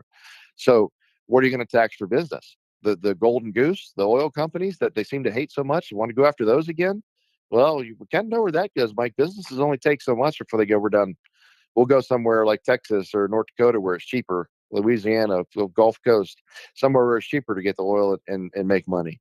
There's only so far you can push things, Mike. And so people need to understand the foundation we are now standing on is shifting underneath of us. Right. It is like liquefaction during an earthquake. We're starting to see the liquefaction. We're starting to shake. Look at things like the Cook Inlet gas problem. There is gas in the Cook Inlet. There is gas all over the state. We are swimming in gas if we would do something about it. How about let's build a pipeline? I go back. How many times have I said in this program? Let's build a pipeline. Let's build a refinery. Let's turn our black gold into black platinum by refining it with our own people, giving them jobs, and then selling it to people for a higher price. Let's dig some more mines, because goodness gracious, we need all these EVs. We need lithium, cobalt, all kinds of other rare earths. But mining's terrible. If you build this road through this one little section here, the caribou might get mad at you. Okay, yeah, we shouldn't do that. Build that pipeline so let's pump gas down here. Oh, that's to this. Can't do that. No, let's build a dam for 600 megawatts of free clean energy up here in Watana. No. There could be a meteor strike that might take us all out. Bad idea. Don't want to do that. But let's do that. Let's build some mine. No, can't do that. No, not going to do that. But hey, let's build this long trail. This would be really cool, and we're going to get billions of tourists up here, and it's going to solve all of our problems with money. Yeah, I love Mike, it. We have lost our minds in this state. Lost it. I love the whole economic development argument around the long trail and all that kind of stuff. I love that discussion. Like, oh yeah, there's going to be a gazillion eco tourists who basically just want to go on the long trail and camp, and they're going to contribute a lot to the local economies, I'm sure, when they go to eat dinners out and stay in hotels, which they're not going to do. But yeah, no, Mike, you and I have been saying it for a long time, that essentially it's going to come down to where the PFD is gone, and then they're going to look you right in the eye, and they're just basically going to say, free rides die hard. It's time for you Alaskans to pay for your fair share of the government. Pay your fair share. Yep. No. Pay your fair share. Yep. No. As if we sat on the floor during the bag bill debate, the broadband assistance, and when a certain legislator said, "Well, $360 million is a federal grant, so we don't have to pay for that." I'm like, "What? Plethora? Plethora? I don't think it means what you think it means. Right. Free money? It doesn't cost us for that." Where do you think that money? $500 million. Where do you think that money came from again? Tell me again. We're sending that money to the federal government and taking it back. And by the way, when we take that money back, when we take it, not only is it our money, but now there's strings attached to it. The federal government says you will do this or else. I mean, how many? I'm just like, somebody sent me a note. Somebody sent me a note from one of these villages yesterday. I saw it. And he's like, hey, the corporation out here, the tribe, whatever, is paying to put Starlink in all of the houses in the village. Yeah, they're sick of the cable company. Don't want to deal with it. Out of Quinnahock. Yeah, I heard that. Yeah. Quinnahock is paying to have a Starlink put in everyone's house that doesn't have internet. It takes you 10 minutes. You put it on your roof. You plug in the router. It pops up on your phone, your computer, whatever. You're done. High-speed internet. $90 a month. Or let's spend billions of dollars to try and lay cable all over the state while certain people own, or have stock or ownership in. I'm just, Michael, I don't even know what to say sometimes. Like I said, I get to the point I'm like, it's like I feel like I'm living in a dream. Yeah. Well, I'm like, it is so ridiculous the amount of money we're spending on the things we're spending it on that don't make sense, that are not common sense, right? Uncommon sense. It blows me away. So I'm going to look back at the people today that are saying, when the PFD's gone, who they're going to blame? That's the Senate minority's fault. Those 3 Republicans did this. It's their fault. We had to take all this money and spend and grow these programs because they're from the Matsu and North Pole and they're terrible. We don't like them. I can see that so happening. I'm going to get blamed. But I want to know, how are they going to twist it? What are the mental gymnastics they have to do to say these 3 people who are in a not even a recognized minority, had nothing go on, couldn't get any votes on anything, couldn't do anything. How is it their fault again? Explain to us here in small words how it's their fault. Oh, that's what somebody will do, though. They'll say it's all our fault. They even like Democrats. Like there's 3 Democrats in the Senate, right, that have always voted for the PFD, fully support that PFD, run for it and campaign on it, but they voted against it this entire session, all the 2 years. I'm like, but you guys said you supported the PFD. Well, now their argument, again, always shifting sands. Well, I supported it, but we just have to tax, to be able to pay for it. We can't overdraw the permanent fund but you're voting for all the bills to spend more money, which is taking money from the PFD. Right. You're voting for all that. And you're voting for the ultimate budget that's going to you're voting against our amendments to go even to a 50-50. So Yeah, how do you justify that, Mike? Can people just believe it? Yeah. And then Michelle and I were sitting at a friend's retirement party last weekend, a long dear friend of ours, and he was like, we were talking to some of the people there from Anchorage, and I know that the music's coming up, so I'll stop it. But holy cow, they're like talking about what's wrong with the France? What's the deal? I didn't know. Like, these people live in Anchorage and have no idea what's going on. Yeah. Not my friend. They're very hyper aware of it. But the people that showed up that he was working with in the federal government was like, they're like, what's going on? Why is it bad? I'm like, and these are well-educated people, Mike. And I'm going, it shows you how indicative the problem is, or it's indicative of what the problem is, because they had no idea Right. of the politics that are going on, Just or what's happening and whatnot. Not even paying attention to what's going on in their own yard. I bet they could tell you what's happening at the national level, though. They couldn't tell you what's happening in their own backyard. But they knew all about the presidential stuff, right? Which will affect them almost zero in that way. But they couldn't tell you what's going on in their local elections. That's part of the problem, Mike. All right, hold the line. Mike Shower, our guest, The Michael Duke Show. Final segment coming up.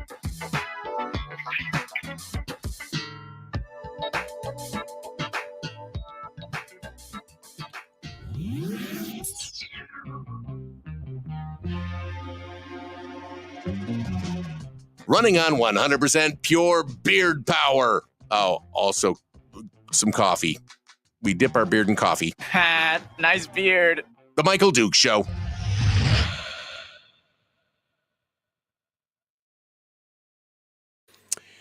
Okay. Mike Shower is our guest. Yeah, this is the people who's always laughing. Just because I'm reading some of the comments, it's like they don't even understand. Fat Ray, who's been on fire today in the chat room, he says, "quote We don't need farms; we get our food from the grocery store." Unquote. It's like they just don't understand the whole concept of where stuff come from, or where money goes, or what's going on. I don't hunt because it hurts the animals. I get my meat from the store where animals aren't harmed in the making of it. Exactly. We're rational. My God, they're alive and they walk amongst us. How can you be that stupid? Let me just use the offensive word, Mike. It's dumb. Yeah, it's dumb. Some people are so ridiculously stupid in what they believe. I don't even know what to say. Right. To some of it. I'm literally speechless. Well, and in fairness, I'm like, what? In fairness, a lot of people have been captured by the whole kind of Alinsky's, plan here of divisiveness. Like you said, they're so focused, like this couple at the retreat or at the retirement, where they're so focused on what's going on in the national thing, they can name you, phrase by phrase and item by item what's going on in the national stuff, which has almost zero impact directly on their lives, and yet they have no idea what's happening in their own backyard that's going to affect their property taxes and what they do with their property, what they do in their city, and they just have no clue. I mean, people have just been bamboozled, Mike. That's what's going on. Bamboozled, or lazy, or don't care, don't think it affects them until it does. And things like Dave Bronson, right, losing the election with the France, and that was kind of how the conversation came up. And they were hold on one quick second here. And so they were like, well, what's up? Dave, I mean, he should have done a better job. It was his fault. I mean, the snow plowing thing, look how mad people make. Do you guys realize that it was the Communist Anchorage Assembly that withheld the money so that Dave would be the one that got in trouble? Now, who can predict that about snow, right? I mean, no matter who the mayor is, there's certain times there's only so much you can do. Right. But they withheld money and diverted some of the money to their DEI woke programs and the homelessness to destroy the Sullivan Center with their little stick them all in there for a while. And the mayor couldn't do anything. No matter what Dave did, he was overrode by the assembly like 9 to 2. So people don't even realize, well, Dave can this, that, and they listen to what the press, who hates them, right? I mean, because you got the left-leaning Anchorage press. And so the mayor is essentially literally paralyzed by the assembly the entire 3 years he's there. And people are, well, Dave should have done this, done what? There's nothing the guy can do with an assembly that's far, far left. They probably make the freaking San Francisco assembly look conservative. And so people don't even understand that. And then they go, well, Dave, probably this, that, and the other. Do you not understand that the mayor literally was so overwhelmed and outgunned by them that everything they did was political to destroy him so they could get their buddy back in office? God help Anchorage, Mike. I said this on the floor. You didn't catch it, but we had one little bill that passed. Was like I call it an alcohol bill, so servers, because but under 21, and there were some other things to make it easier for communities to get some people working and stuff like that. And so the day before, I believe it was Dunbar stood up because he was on the assembly with all of them, friends with them, and said, because the results looked like, LaFrance was going to beat Bronson. And he's like, oh, congratulations. Like you saw, so there's great race in Anchorage. Congratulations. I'm sure it's going to be wonderful. I forget exactly what he said. I'm just like, okay, whatever. And the next day, so Wednesday, this is the last day, Siney died that night. It's getting into the evening, so people getting tired. Didn't want a long speech. I think Click Bishop stood up and said something, and maybe he was carrying the bill, whatever. And so the Democrats are all giddy about the selection. So I was trying to think to myself, what can I do to just kind of poke back a little bit? So I stood up real quick. I think my mic probably wasn't up for 4 seconds. And I said, the Matsu's growing. We need this bill. And after yesterday's results, the Matsu's going to be growing faster. I just set my microphone set down. And some of the Democrats turned and looked at me, and they're like squinty eyes, like, oh. I'm like, oh, that was perfect. It's perfect because it's exactly what's going to happen. It's true. You want the Matsu to grow faster? That's exactly what's going to happen. People they keep bailing out. The Matsu continues to grow. It's the fastest and has been since I've been here 10 years. It's been the fastest growing community for 10 years. And why is that? Michael, all politics are local, and elections have consequences. Yeah. And it matters. Yeah, it does. Back to how you started this little segment. It does matter. It matters how you vote. It matters what's going on. And yeah, I feel for people who live in Anchorage. I mean, I just can't imagine. I can't imagine what the next little bit is going to look like. It's going to be nuts. It's going to be nuts over the next 4 years. Exactly what it's going to look like down in Anchorage. And maybe there'll be a pushback. Maybe there won't. I mean, I'll be honest. I was disappointed in watching it, especially after he was elected so handily. And I thought, well, they'll have his back. Nope. Didn't work out quite that way. All right. No, State Senator Mike Shower, our guest. We're about to jump back into it. Final segment for the day. We'll continue. We're going to talk about the upcoming election season and more. The Michael Duke Show, common sense, liberty-based, free-thinking radio. Here we go.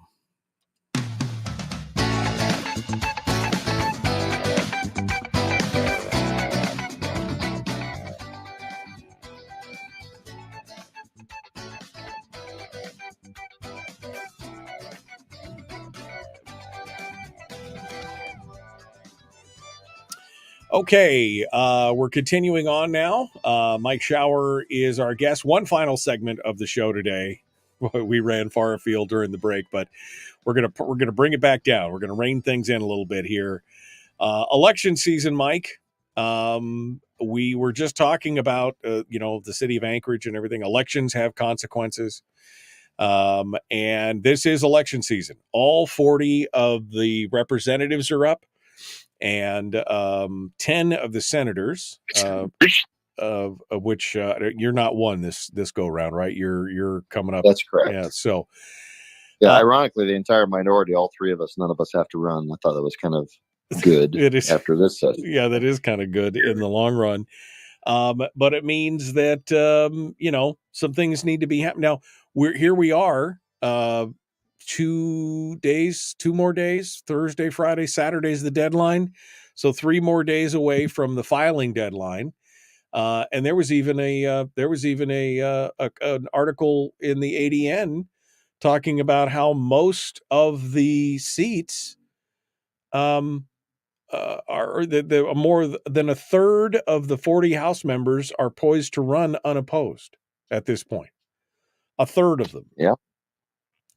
People are just not paying attention. Laddie Shaw's going away. Jeannie Armstrong says she's done. Apparently she did what she needed to do, or maybe she faced enough of the whole residency challenge thing. Ben Carpenter is trying to move to the Senate, which means that Hillier and Elam are going to be duking it out. Jesse Sumner said he was still undecided as of this report whether or not, and I don't know. He's got a good challenger. Some people are upset there, but mostly, I mean, there's just 1/3 of the seats are just unopposed.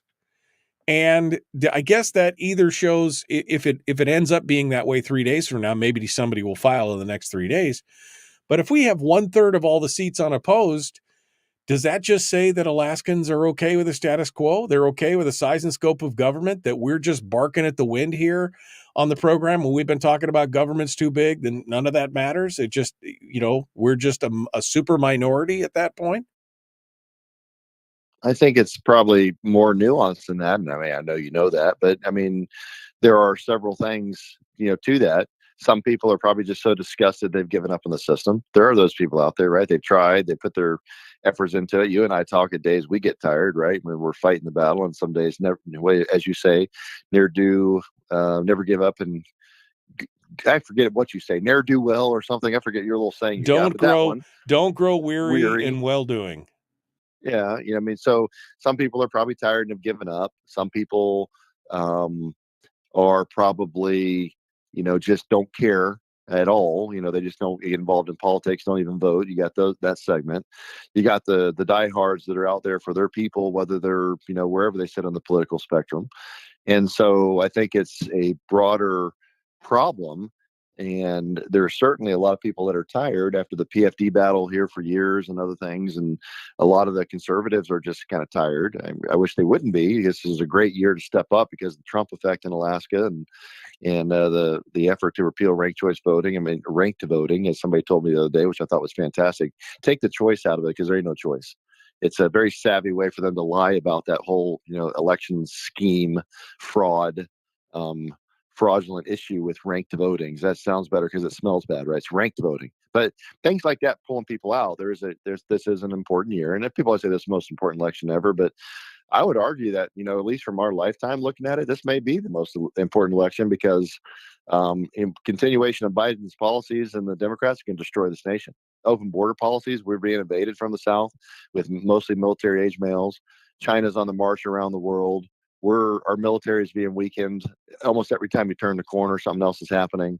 Economically, we are getting weaker. Policy-wise, we're not on the hunt for resources and developing our own like we should be.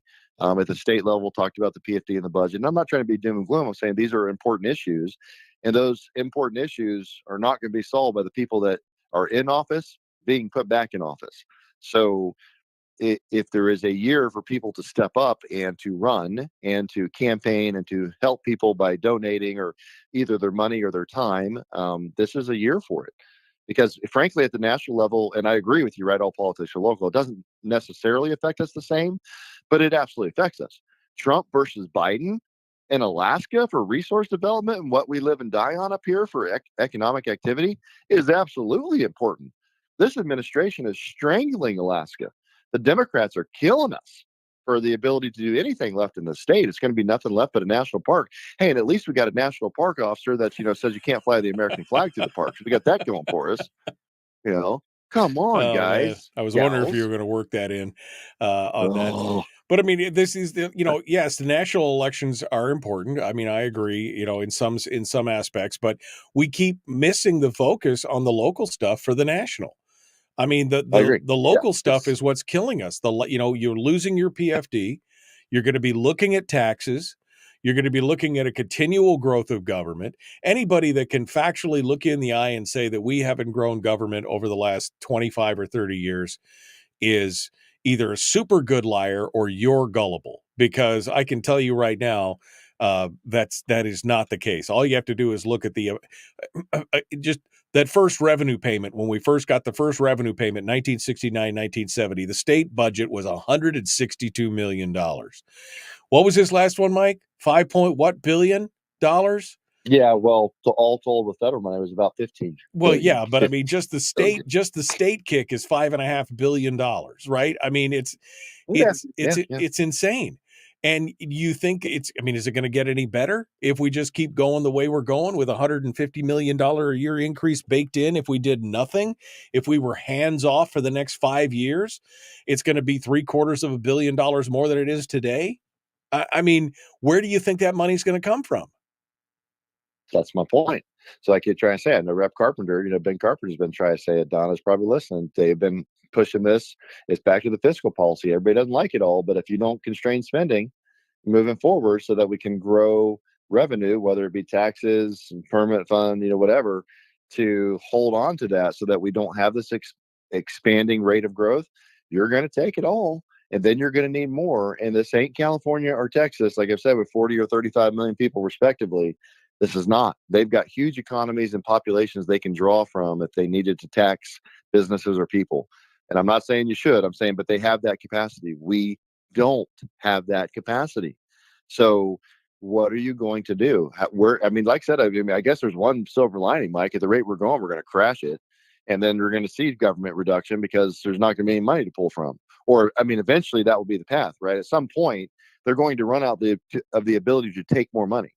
So we'll see the reduction in the government at some point, probably, because there won't be a choice. But I don't know how many years that is in the future. And there's so many unknowns and levers to be pulled. It's hard to tell, right? But the bottom line is politics do matter because the policies are enacted that affect us all. National this time around is very important. But the local stuff, like you said, is a big deal, too, because look what we're doing in the legislature.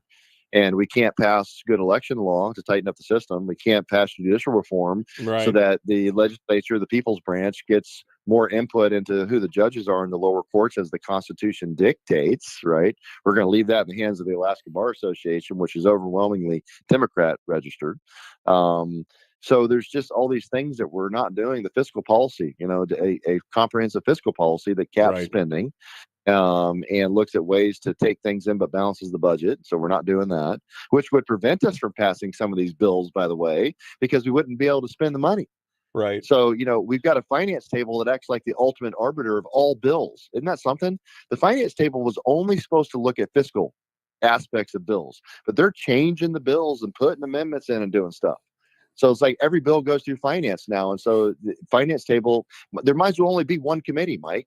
Doesn't even matter for the other ones because all these bills go to finance and then they change everything or they just sit on it and kill it. Right. So, well, so what are you going to focus on? I'm down to 60 seconds, Mike. What are you going to focus on in the coming weeks here leading up to the primary and the general here as we go on quickly?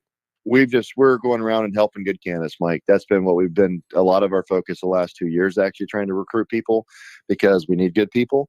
And there was not much we could do in the legislature anyways, as we have discussed. So I'm looking for those good candidates, and I will do what I can to help them. Not getting into talking bad about everybody else, but if there's good candidates, then we're going to try to do our best to support them and encourage others, including the Republican Party.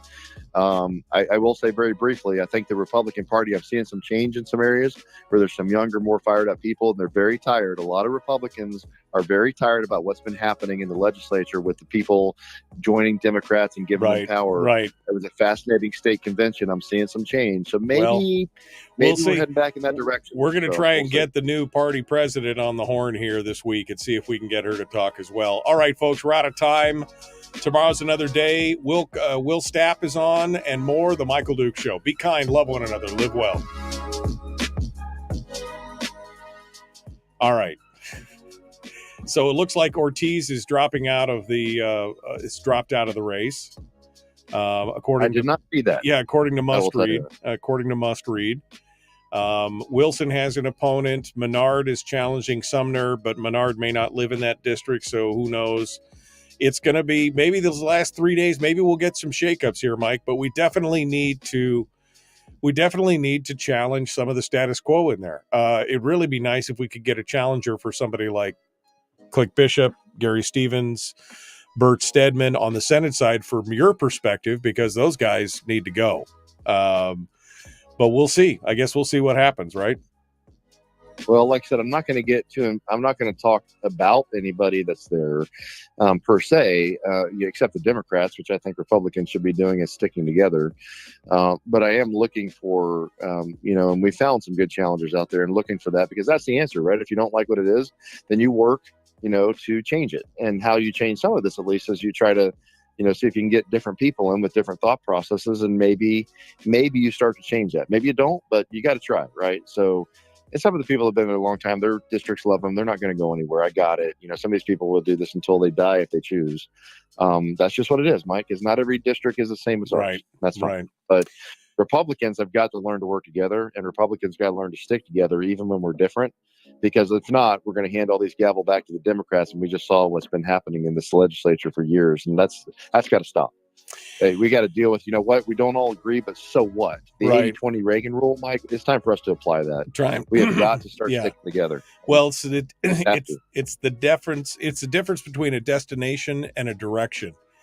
You could throw out the good for the perfect if you're looking for a destination, but if you're just moving in the direction, you may fall down, but you just pick yourself up and keep going. That's what it's all about. All right. Well, Mike Shower, thank you, my friend. As always, it's good to talk with you. We'll catch you next week, maybe. We'll see. I'm already working again, of course, at my other job. So yeah, well, I'll let you know. You have to modify the day if we could. Yep. Let us know. All right. Thank you, my friend. Appreciate it. Appreciate you being part of it. All right, folks. That's it for today. We will see you tomorrow. The Michael Duke Show. Common sense, liberty-based, free-thinking radio. Be kind, love one another, live well.